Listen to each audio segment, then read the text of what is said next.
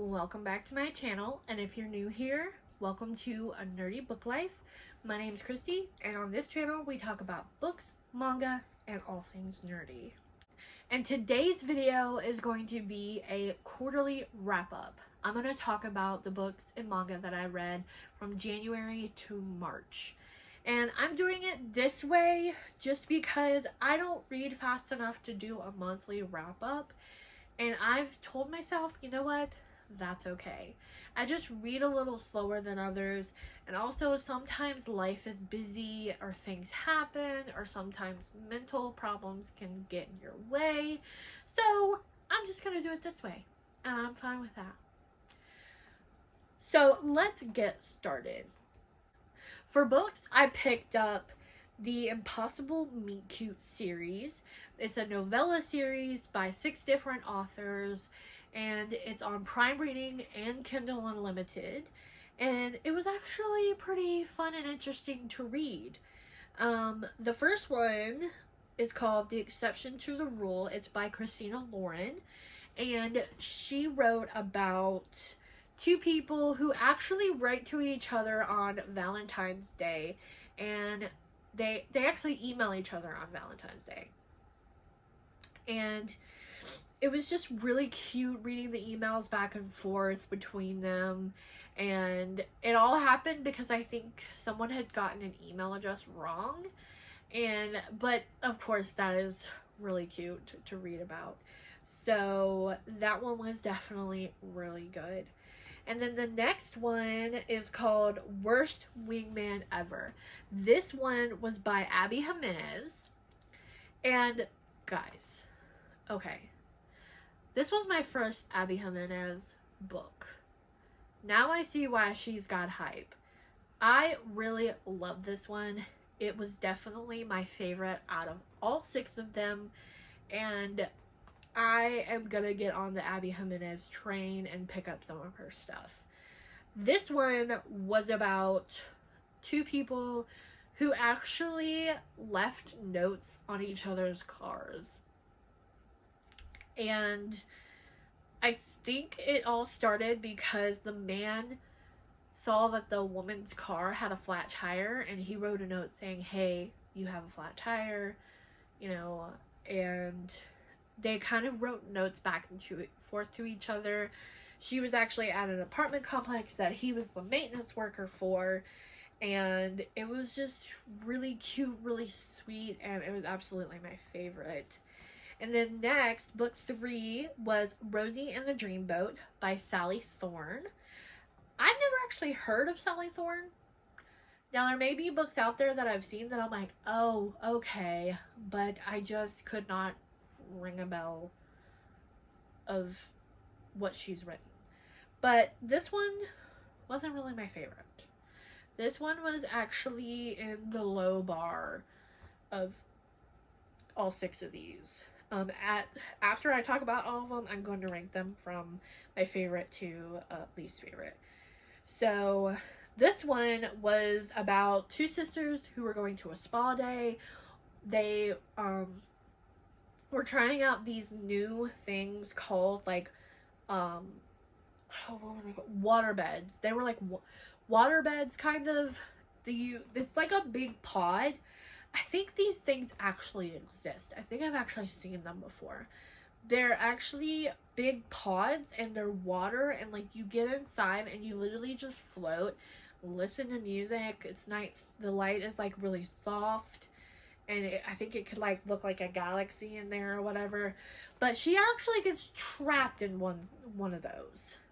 It locks on her and she can't get out. And for several hours, they could not figure out how to get it open. They're calling the manufacturer and everything. So firefighters have to come in and try to see if they can get her out. And she speaks to this one firefighter, and she ultimately spills her deepest secret to him. And it just, to me, it felt like it fell way too fast for me. Granted, I know that these are novellas, so usually the romance does have to go fast, but I don't know. something about this one just did not sit right with me, because they end up falling in love by the time she gets out of this thing.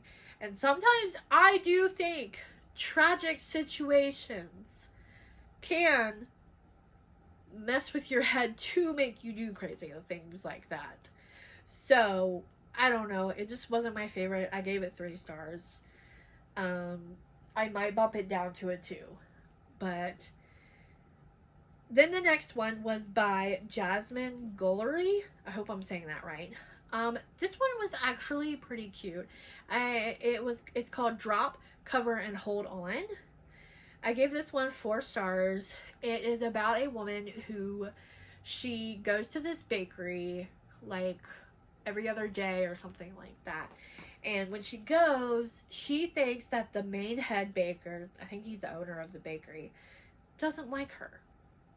And it's just interactions that she has with him that makes her believe he doesn't like her. One time she notices that she has more pastries than she's supposed to have. And she goes back in and says, look, I have these pastries, I didn't pay for these. And he goes, oh, whatever, just go on, you know. And she's just like, the way he said it, she was just like, okay, you know. And then one day she notices that the bakery is closed, and it's closed earlier than normal, and she goes inside, and she happens to be inside there, and an earthquake happens, and they're trapped. And being trapped within this earthquake, they talk, and she finds out that it's not true that he actually does like her. But it's really cute and sweet, and I like this one particularly because it happens over several, like, their love, you're kind of told that their love has been happening, like, over a few days, because it's not just this one day she goes into this baker's shop and falls for him. There's several days that she goes in there. So, but yes, that one was cute. And then the next one is by Ashley Poston. It's called With Any Luck. This is the 5th one. This one was alright. It was very predictable, and I don't know.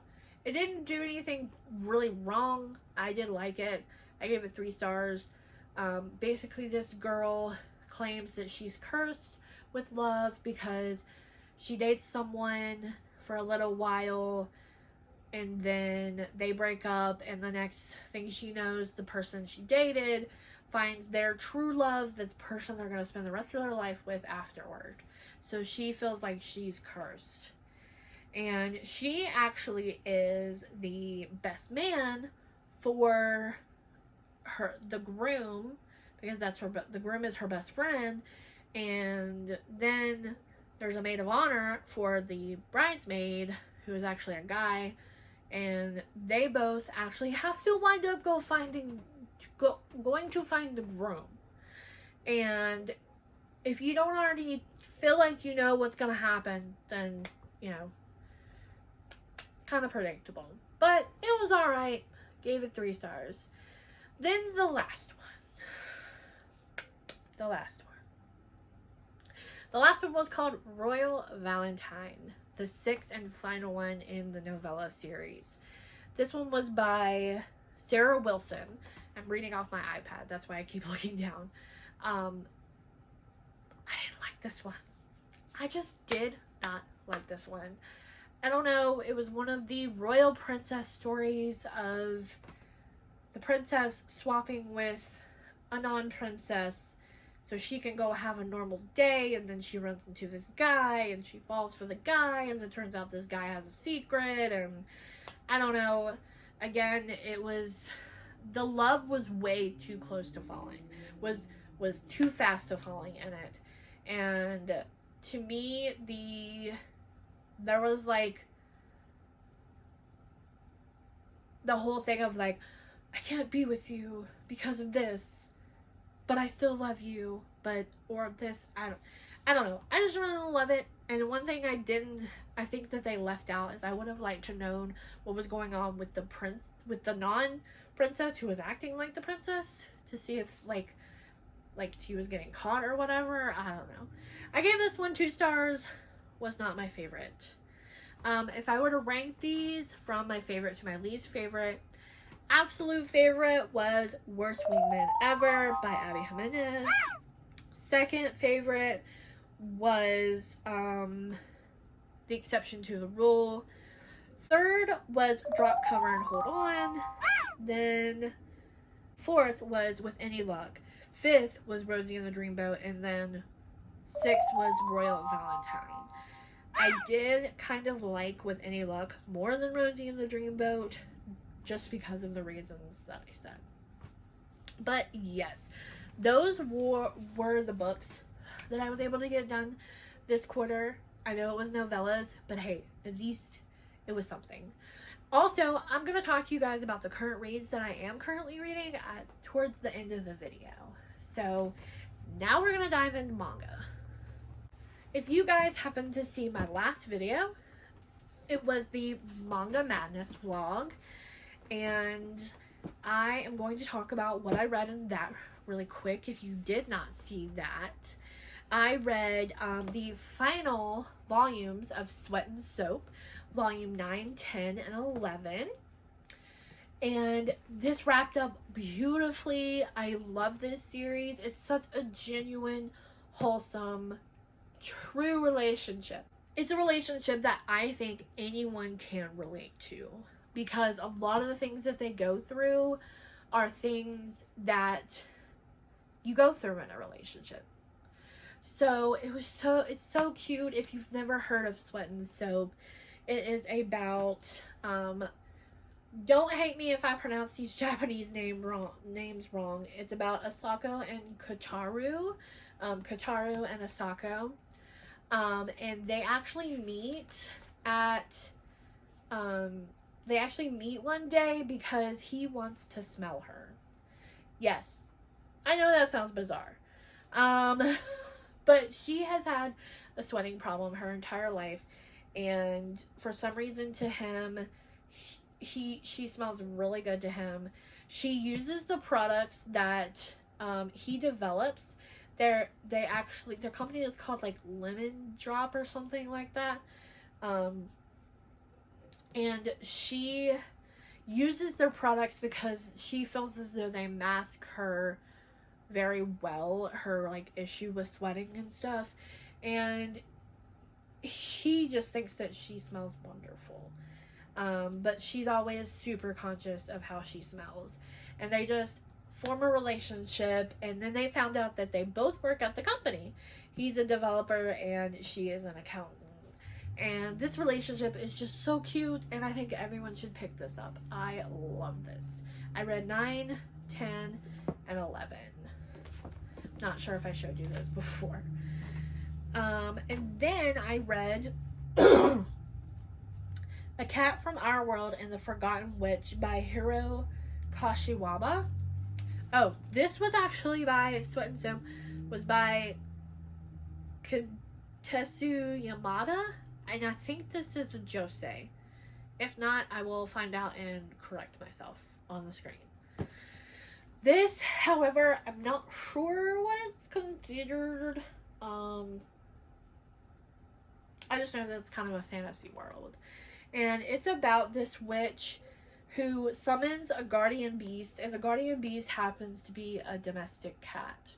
Or just a real life earthly cat. And it is so cute. It's cat shenanigans with magic, and I just love it. I talk about it a little more in my Manga Madness vlog that was just before this one if you're interested. But yes, that was awesome to read. Can't wait to read the next one. And then I also read Blood on the Tracks Volume 5 and 6. This series, y'all, is a whirlwind, okay? It's a psychological thriller. And sometimes when I read it, I'm not 100% sure I know what's going on. But I still try. Basically, something tragic happens at the very beginning of this story. A cousin of theirs falls off a cliff while they're camping, and there's a reason why that happens. And basically, the mental things that are going on in this book are a little rough.